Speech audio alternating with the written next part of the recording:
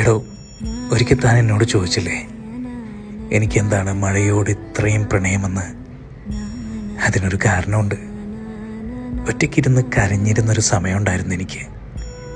ആ ഒരു സമയത്ത് ആ വഴി പോയ കാർമേഘങ്ങൾ എന്നെ കണ്ട് ചോദിച്ചു, എന്തിനാ കരയുന്നതെന്ന്.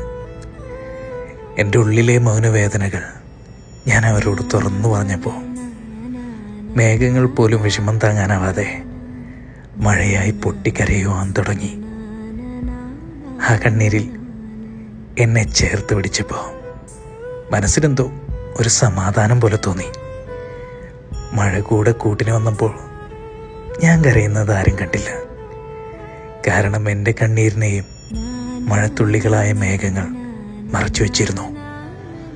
എന്നെ ചേർത്ത് പിടിച്ച മഴയെ, നിന്നെ ഞാൻ ഒരുപാട് ഇഷ്ടപ്പെടുന്നു.